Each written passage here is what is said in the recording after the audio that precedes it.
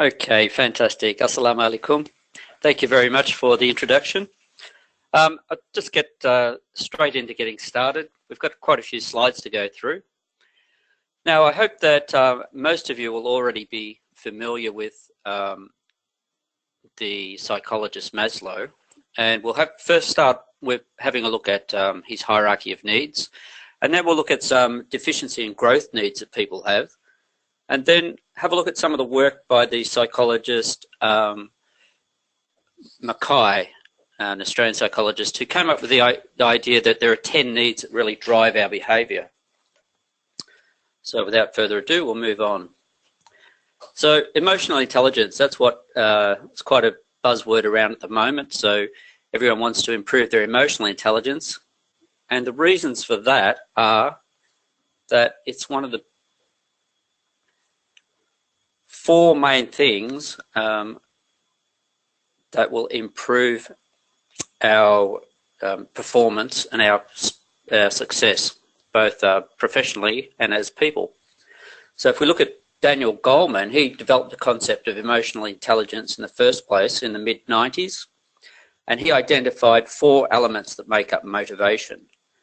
So tonight, or this afternoon, I'm going to look at our personal drive to improve and achieve. The other 3, of course, are commitment to goals, taking initiative, acting on opportunities, and then having optimism and resilience. So really, tonight's lecture, or today's lecture, is really just about the first one of those, having a drive and helping improve our own motivation.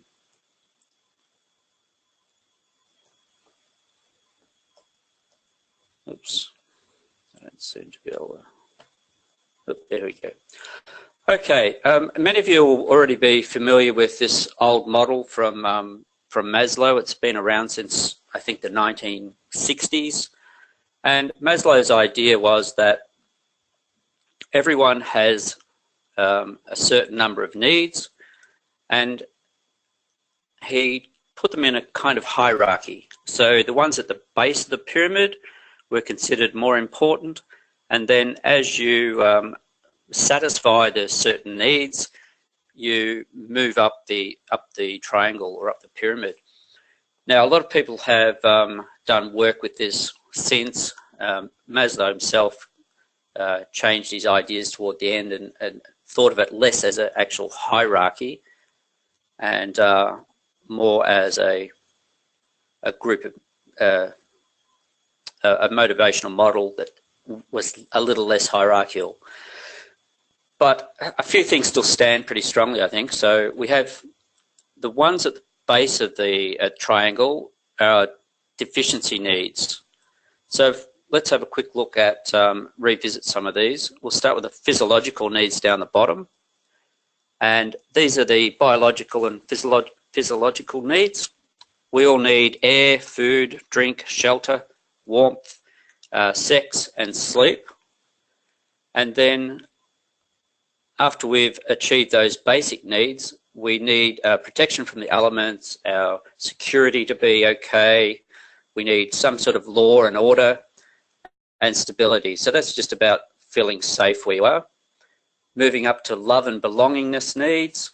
We all need friendships, intimacy, trust, acceptance, receiving and giving affection and love, and being parts of groups and families and work, etc. So the love and belonging needs. Next one up is the esteem needs. So once you sort of he considered you achieved those, then you need to be looking for things like dignity, and mastery and independence, and looking to build your status and your reputation, those kind of things to make you feel good. So the reason those are in the deficiency needs, because if you don't have them, then there are things, they will be things that will motivate you to move forward or move up the triangle. Once you start up to get into the cognitive needs, we're looking at things, knowledge, understanding, need for meaning. So these are the things that drive people into education. Now, hopefully most of you are here listening to this, you've probably got most of the bottom stuff covered, and now you're trying to still develop your own knowledge, develop your knowledge of other people, and working in that kind of area. So I would say if you're listening to this, then you're probably satisfying some of your cognitive needs. Aesthetic needs, we need to appreciate beauty and balance and form. And for myself as an artist, obviously I spend quite a bit of time in this area. And self-actualization. Self-actualization really comes down to reaching your full potential. So going as far as you can. Transcendence sort of takes it to the next level, where you're looking to, a lot of this, people might think about their religious faith or having experiences that are at a higher level. So these ones at the top sort of put into a growth needs basket. Now, there's one more that I think people might have seen this before. Really important, Wi-Fi. If you don't have Wi-Fi, you don't really survive in the world at the moment. Well, that's the joke of it anyway. Okay, so a couple of quotes from Maslow. He believed if the only tool that you have is a hammer, you tend to see every problem as a nail. So by not having enough tools, you treat all problems the same way. So that's really about education. Another one, what a man can be, he must be. This need we call self-actualization. So that's that drive that we have in us to achieve what we want to achieve. The thing that really makes us want to achieve in our particular area, maybe. He goes on with a musician must make music, an artist must paint, a poet must write, and if he is to be ultimately at peace with himself. So really about that self-actualization. If you are frustrated because you are a musician and you don't have a chance to make music, you'll become frustrated and you won't self-actualize. Okay, that was a pretty quick introduction to Maslow, but I think most people that have been to university will have been exposed to that at some point, or maybe even at high school, depending on where you did your education. The next way of looking at this is to look at what Hugh Mackay describes as the 10 desires that drive us. So the 10 desires that he takes on are, number one, to be taken seriously. Now, Mackay argues that this is the only one that is at the top of any kind of hierarchy. All the others have got a similar kind of dominance. There's no particular one that should be more important than the other. But to be taken seriously is definitely singly the most important driver of our needs. So the others are as follows: the desire for something to happen, the desire for a place, the desire to be useful, the desire to belong, the desire for more, the desire for something to believe in, the desire for love, the desire for control, and the desire to connect. So we'll have a look at these individually and have a look at some of the things so that you can think about what might be driving you. Now, of course, when we have these desires, if they're a desire that's driving you to do something positive, then it's a noble desire. You have a noble cause. What happens if this gets driven too far or for the wrong reasons? It would be a base behavior, and that would have a negative consequence for it.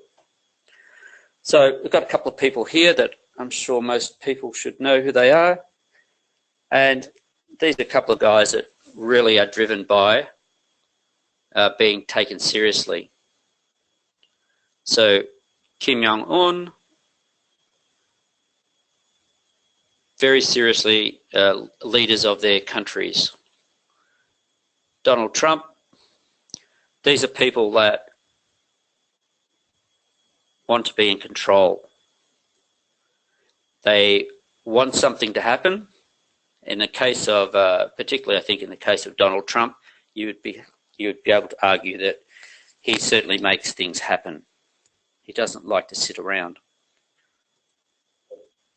Maybe also the desire for love. They want people to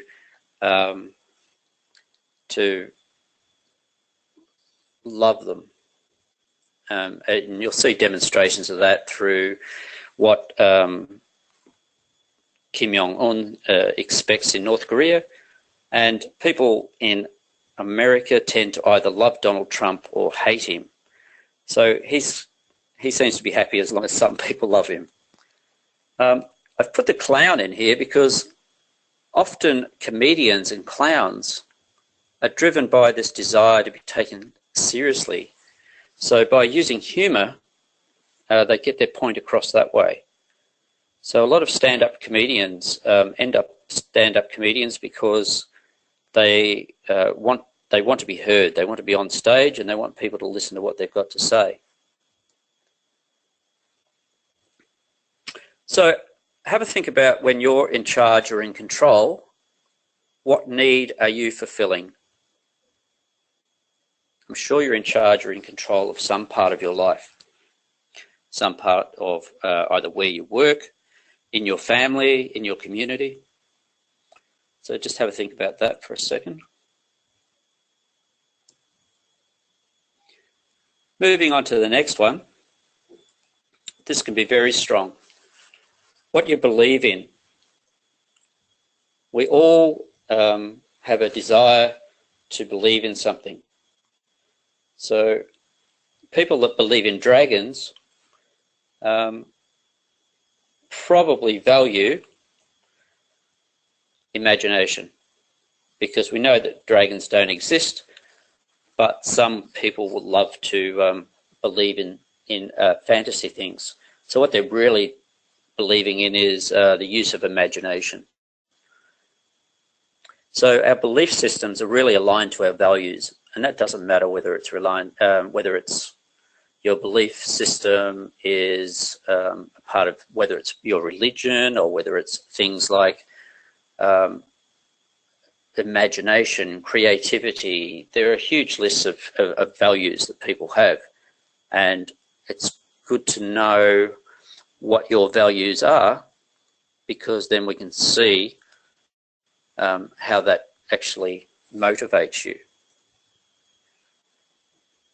So an example in a business might be that your business might be customer service orientated. It might be the thing that your business values the most if you're in a service business. So a way to have a look at that then is to think about, well,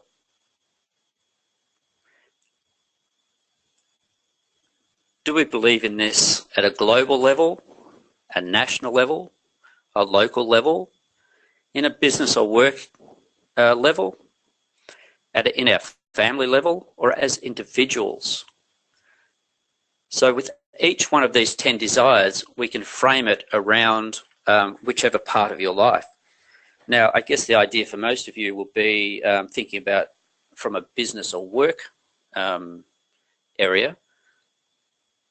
But of course, that's only a part of our life. And so if you have a family, then you'll know that what it's like to have children, and what drives them might be something, will still be one of these 10 desires, but it's in a different context. How you behave at home might be quite different to how you behave at work. So the next one. This is quite strong, the desire to belong. So to be a part of a group, to be a part of a community, to be a part of a work environment, a family.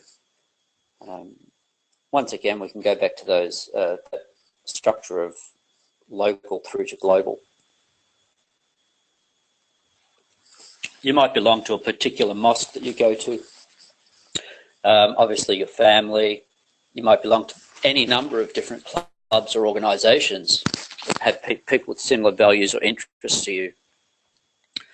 If we think about a base situation where people are striving to belong or they're driven to belong, they might end up in gangs. And this is a big problem, particularly in the West, or any organised crime gangs.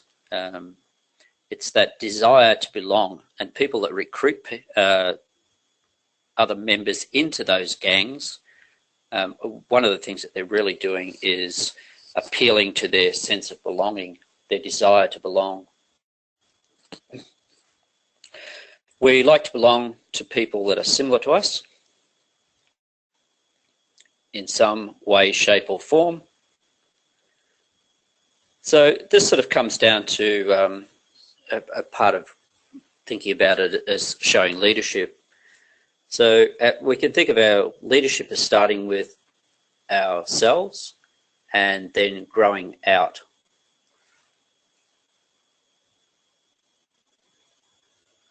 So belonging to, this is something, obviously when I was in the military, they put a lot of effort into making you feel like you belong very strongly to the unit of people that you are working with or going to be fighting with. So that's a good area to have a look at if you want to look at how people work together to create a sense of belonging. And, you know, it might be through something like competition. Obviously, sport's another great example.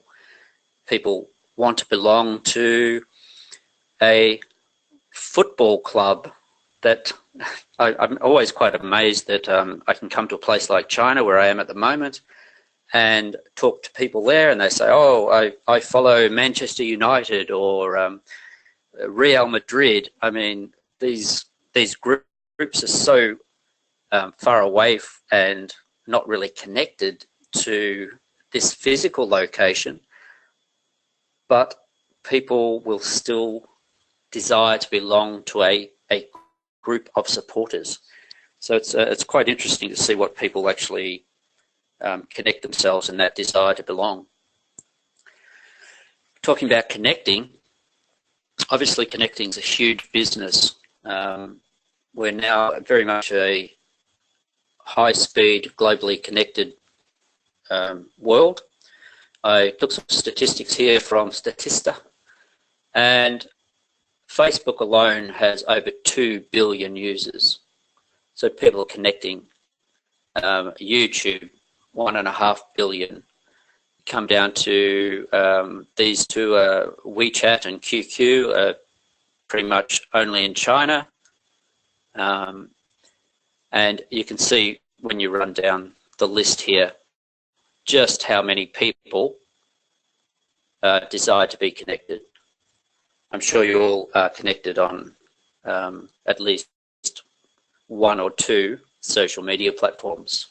So that desire to connect has built these multi-billion-dollar businesses. So if we're not connecting across the internet, maybe we're still connecting to people very closely. Maybe something to think about in the future will be how we actually connect with machines and artificial intelligence. So maybe you can have a think about that for a moment. If we move on to control, you might, I'm sure you all know someone who you think is a control freak, whether it's been a boss or it might be, could even be someone in your family. It might be your 2-year-old that demands to have control of the situation. So the desire for control, it's really about making us feel like we can be taken seriously too, I suppose. So there's different types of control. There's controlling of other people or controlling of systems. This control room in I think it's a nuclear power plant from the Soviet times. So have a think around at the moment, who's actually in control of your life? How much control do you have in your life? Because our desire for control, if we think of it coming out as base behaviors, then we would see, micromanagers that have to check on everything you do. Or do you do that for other people? Do you stop them getting on with their job, letting them feel trusted enough that they can make some decisions and get some things done?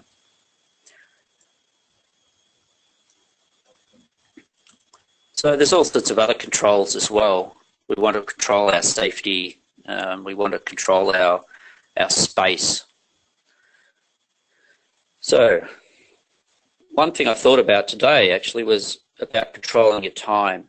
If you can control your time, you can control your life. And I think this picture here, shows that so many people at the moment are enslaved to their electronic devices, and YouTube and their social media are actually robbing them of their time. So they're losing control of their time. And when you lose control of your time, you certainly lose control of your productivity and quite often your happiness. We also have a need to maybe even control the environment, how we grow our food, how we control the climates, how we control. We're always trying to control something, and that goes back a long way. So the desire for control is not just about people; it's about all types of things in our lives. Controlling the climate inside our space. We've been doing this for as long as humans have been around. So what happens when we get out of control? So maybe you can think of some area in your life at the moment that you don't feel like you have much control over. What if we look at this guy? I wonder what you think about what he's in control of.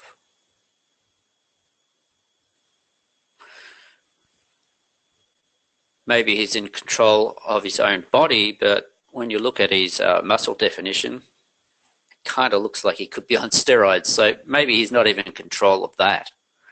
But people are driven to all sorts of things to have control. Maybe it's a control over what we eat.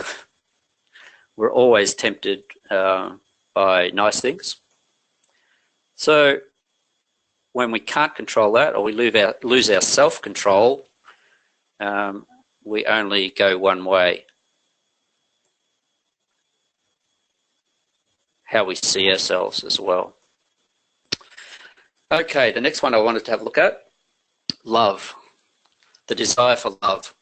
Now, love in the English language is a very flexible word because most people firstly think of romantic love, but we have lots of kinds of love. Romantic, but we also have love of things that are objects. I love music. I love art. Oh, I love that place. I love that movie. I love spending my time with my family. I love my friends. Oh, I love that sport. We use the word love a lot. So there are different types of love. So what are we really seeking out? So what do you think about, what do you love? I guess a substitute might be, what are you passionate about? What really motivates you from a passionate point of view? Do you use the word love when you say things, when you're talking about something that you like? Next one to have a look at is the desire for more. And the desire for more is pretty easy to relate to because we think of more more being greedy. So the base need for more quickly can become greed. But we need a desire for more, because if we don't have a desire for more, then we don't get any progress. So it's a very important desire, but it's one that can easily become out of control. This gentleman's name is J.P. Getty, and I think people from, certainly from Saudi Arabia, would know about his history. He was the guy that really allowed Saudi Arabia to sell its oil to the rest of the world. So John Paul Getty had a very interesting life. He at one point was considered the richest man in the world, but he was always also thought to be a very unhappy person. So while he had financial wealth, he probably didn't self-actualize in some of the other areas of his life. His personal relationships were quite dreadful. He'd been married many times. He didn't seem to be able to establish good personal relationships. So what about the desire for more food? Well, we know where that goes. What about the desire for more objects, physical trinkets, more cars, more... most of us have this desire to collect things, and it's quite bizarre what some people collect, but it's a part of our human nature to sort of accumulate things. So have a think about what you like to accumulate.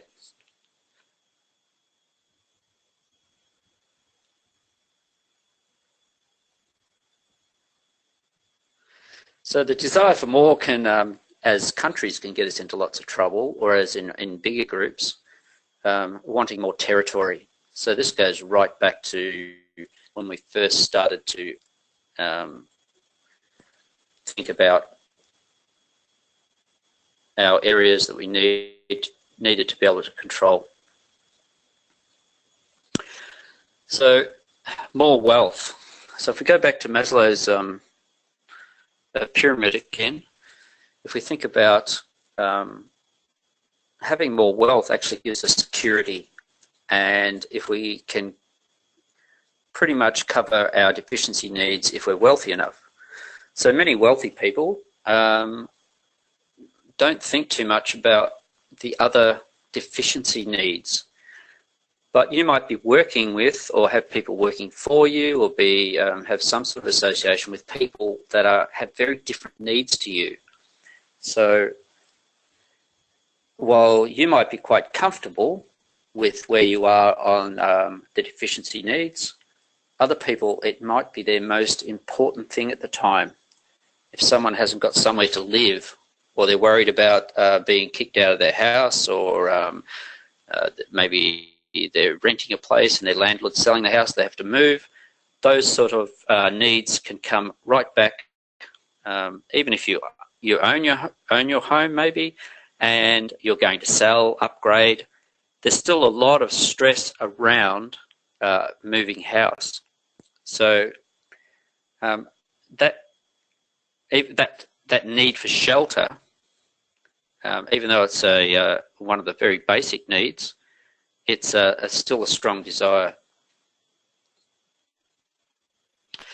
I'll just play a little video here. Now, I hope some of you have already seen Big Bang Theory, and just to give you some context here, the character on the right here, his name is Sheldon, and Sheldon is quite a genius with physics. These guys are both physics. They work at physics experts. They work at a university. They're doing research. But Sheldon doesn't really have any social skills. But it's a great, this little video illustrates what it's like when we have a desire for our own place. So let's just watch that. Do you guys mind if I start? Penny, that's where I sit. The next thing. No, I sit there. What's the difference? What's the difference? Here we go. In the winter, that seat is close enough to the radiator to remain warm and yet not so close as to cause perspiration. In the summer, it's directly in the path of a cross breeze created by opening windows there and there. It faces the television at an angle that is neither direct, thus discouraging conversation, nor so far wide as to create a parallax distortion. I could go on, but I think I've made my point. Do you want me to move? Well, just sit somewhere else. Fine.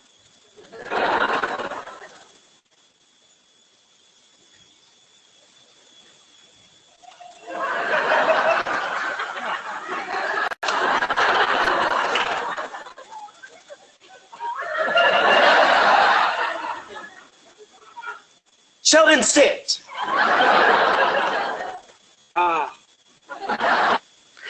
So hopefully you get the idea from that. We all have our own place probably in our house where we like to sit, where we like to, that's my spot, maybe where you sit to eat your meals. So the desire for my place is actually quite a strong one, and it's certainly a strong one for me. I like to have my own place. Oops. So even as a little story there, when I hop on an aeroplane, I feel like I'm already at home because I'm an Australian. Our national carrier is Qantas, and when I hop on a Qantas flight, even if I'm a long way away from Australia, I get a sense of I'm already home, because companies like that are very good at creating atmosphere of what it's like where you are going. So my place can be a temporary thing, where you're sitting on an aeroplane and the person beside you is kind of invading your space, or you've got a ticket and on your boarding pass they've sat in your chair, and you have to negotiate to have them moved. So these are strange kind of behaviours that happen, and I've witnessed it quite a lot and experienced it as well. So of course, my place, you might need a castle or a very large place, or it might be just that your place is your own room in a house. That's your place. When you go to work, you need to have an office or a desk, at least. Now, they tried an experiment with hot desks back some time ago, and a hot desk was that, no one really had their own desk. You just grabbed a trolley and you took a desk that wasn't being used. And one of the main reasons it was a failure is because people didn't feel comfortable being in that place. They had no kind of ownership of it. So successful companies today, I think you'll find, they have people are encouraged to put some of their things, some of their own possessions around their desk, and most people have some photos or something that sort of makes them feel like it's their space. So these sort of things are very strong motivators.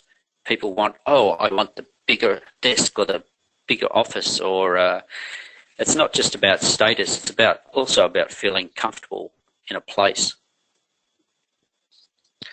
So this is something animals like as well, particularly cats.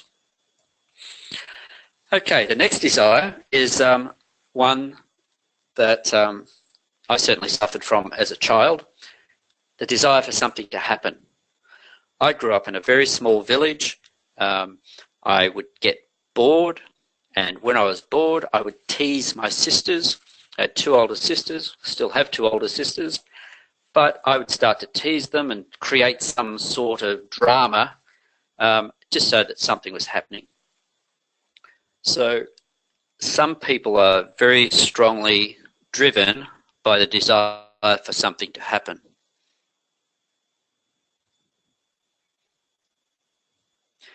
So when do you feel bored? And do you like to sit around and wait for something to happen? Or do you like to actually make things happen? It's quite a thing for leaders like Donald Trump, because he is quite an action guy and makes things happen. People like to follow leaders that make things happen, even if they're not necessarily making the right things happen.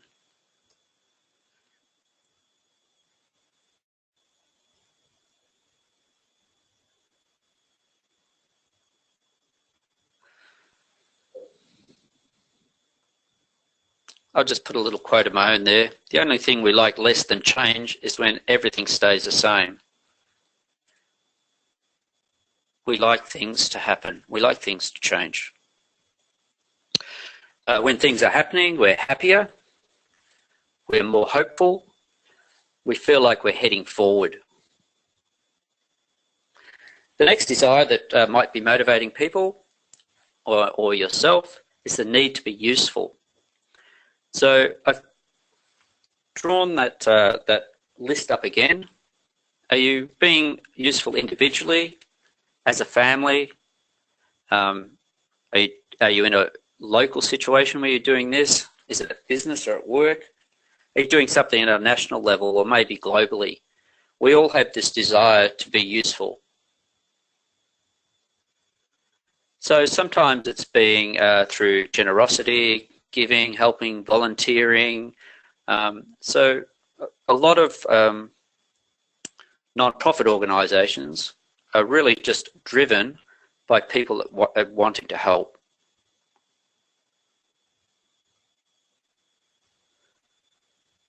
So maybe you're mentoring someone. Maybe you're doing it anonymously, giving donations.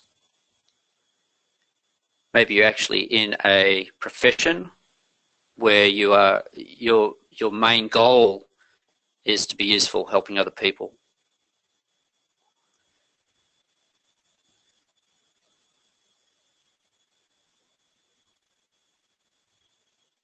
So have a think about how you feel useful. What do you do to be useful?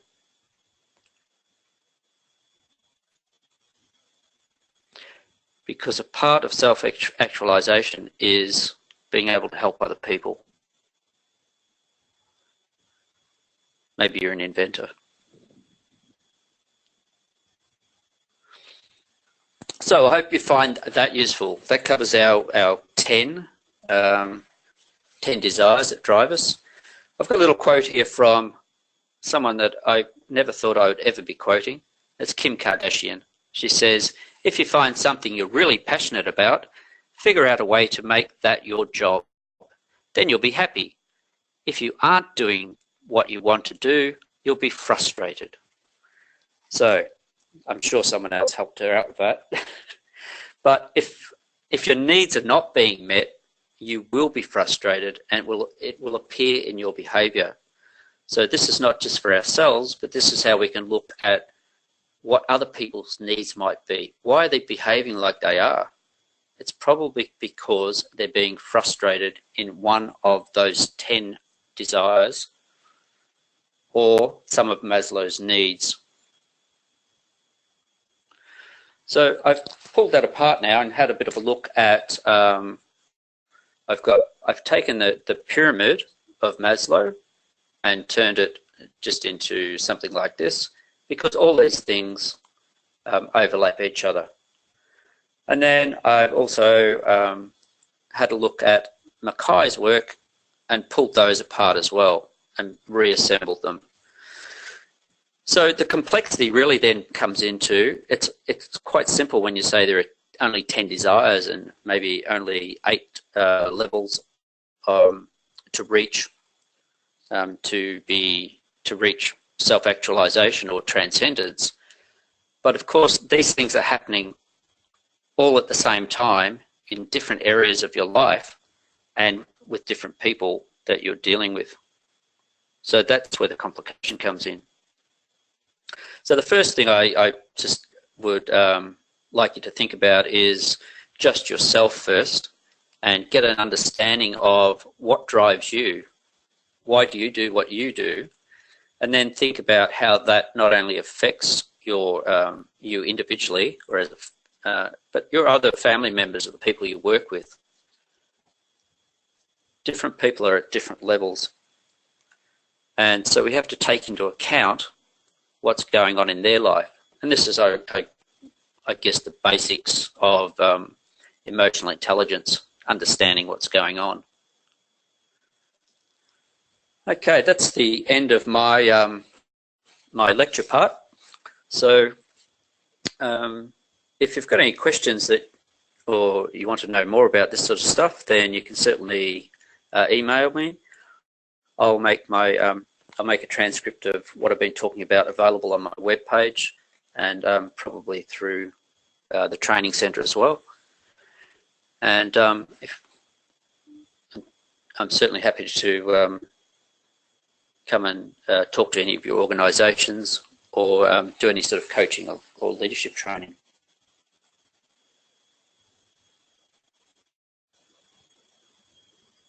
Thank you very much for such an engaging presentation, Ms. Rick. Folks, we are now open for the question answers. If you have any questions, you can either put in the question box given in the end of the webinar console, or you could equally raise your hand by clicking on the hand icon available on the chat box. We have a question for you. Let me go straight towards the question box. We have a question for you, Mr. Rick, that is, what are the benefits of motivational intelligence? Okay, I think if we look at the benefits, one will be there'll be a lot less misunderstanding and conflict. When we do things like 360 assessments of leaders, and you find that their own perception of what they are doing and what maybe their subordinates or their superiors, how they assess them, you find gaps, and gaps usually come from misunderstandings. Quite often you can have quite brilliant people that are technically experts, but they have little regard for other people's needs. So they might be looking at their own needs and not thinking about other people, and that's usually where a lot of problems are caused in management. You'll have high staff turnover. No one wants to work with a person that doesn't kind of take them seriously or consider their needs as well in decision making.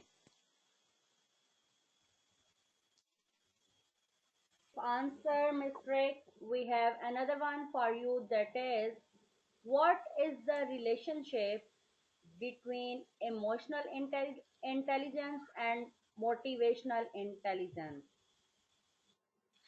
Okay, so if we go right back to the start, emotional intelligence pretty much covers all the soft skill areas, and motivational intelligence is considered one of the four components of emotional intelligence. So if you understand what motivates yourself and other people, that's about a quarter of emotional intelligence.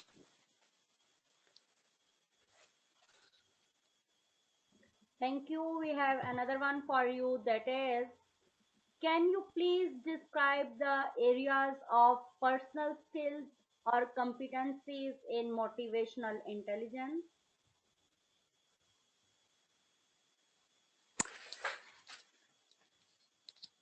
Okay, so the competencies, I think the first competency would be to understand them, to understand Maslow's theory, and also to understand the desires that are motivating people.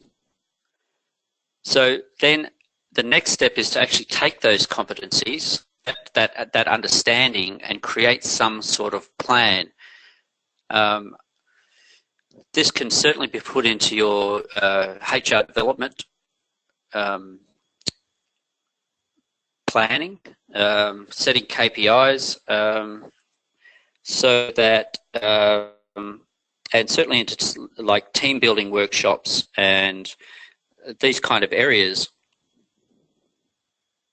I'm not sure whether I've answered the question well there. Well, we have another one for you, that is, how do self-esteem needs apply to us in our daily lives? Is that self-esteem needs? Apply to us in our daily lives.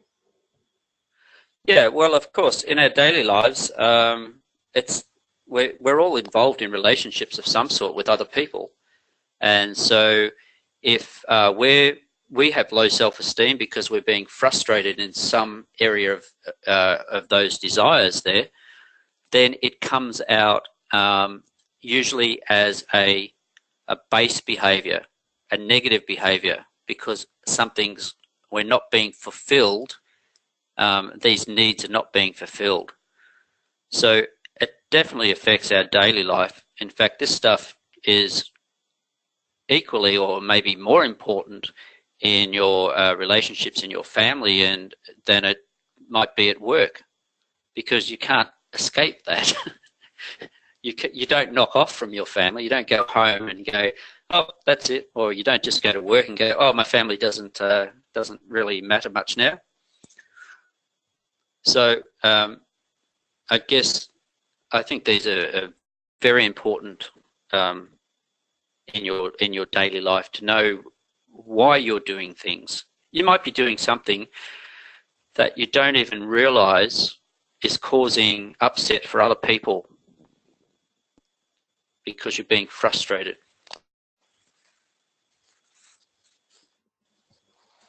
Well, we are over with the question answer session, and it really takes us towards the end of the webinar. Before we end the webinar, Mr. Rick, do you have any concluding remarks for our audience?